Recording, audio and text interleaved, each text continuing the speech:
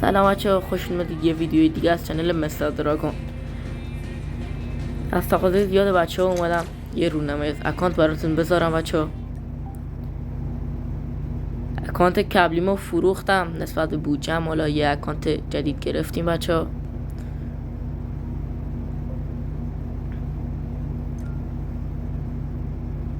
نمیدونم بچه‌ها، حالا اگه این ویدیو یه خورده حمایت شد میخوام فولگردونه بی 50 متیکو بچه‌ها بزنم. حالا تویی که داری ویدیو رو میبینی لایک و سابسکرایب رو بزن دیگه، عشق داداش. مرسی. تایتل اکانت تایتل زیادی که نداره، اکانت زیاد روش پلی نشده بچه‌ها، حالا دیگه خودمون بالاش میاد.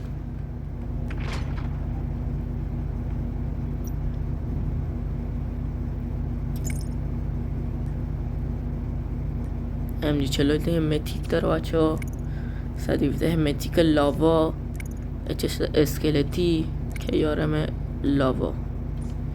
3 تا اکانت فول داره بچه‌ها. MG 42 متیک، چاپر لجند و زیلات رو فول کرده.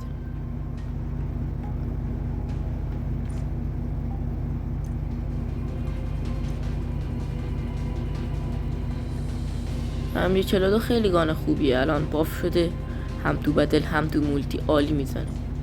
117 هم که دیگه مثل همیشه نیازی به تعریف نداره بچه.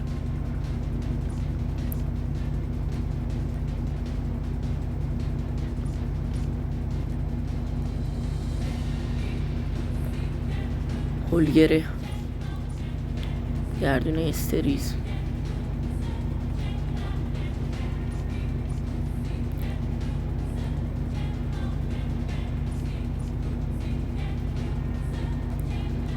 ببینید اکانت خیلی سفیدیه بچه ها. گردونه سوفیامتیک اومد، زدم دور 4 گانشو داد بچه. زیلاتا هم که میبینید دیگه ابهتش خیلی بالاست بچه. کیارم لاوا کیارم خوبیه، میبینی فقط آیرون سایدش خیلی اذیت میکنه بچه ها، هیچی مثل کیارم اصلی نمیشه. یه میخواید یه فولی بزنید یه برید سراغ کیارم اصلی.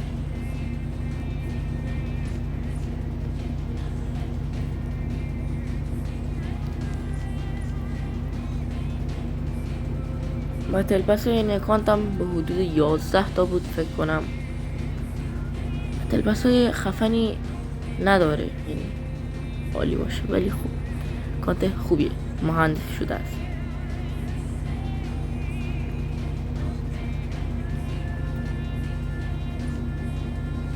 اگه تا اینجا ویدیو اومدید بچه نگاه کنید، یادتون نرفته باشه لایک ویدیو رو بزنید، ممنون میشم.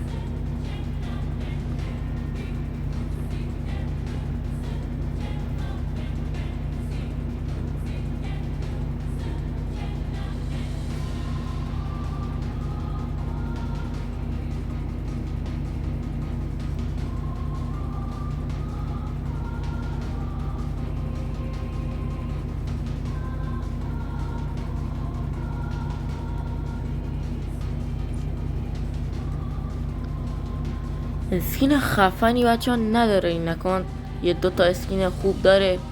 بیچ واردن عالیه دیگه. گردونه 117 متیکم 3 بار زدم، گردش سومی اسکینشو داد.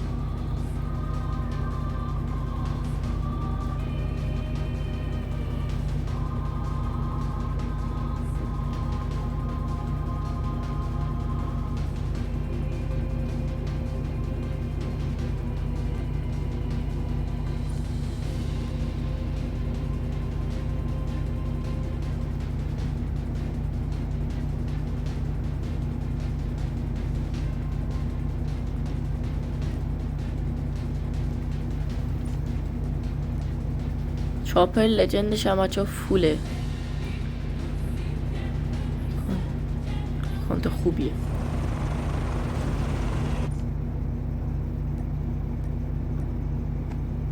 پیوکینان پرستیج.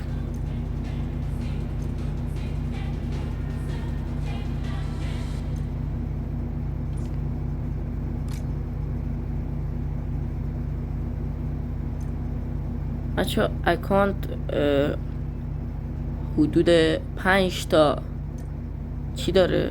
دایموند داره، نزدیک به 15 تا گلد. بچه قیمت اکانت تو کامنت ها حدس بزنید چند تا داداشتون رو اکانت هزینه کرد.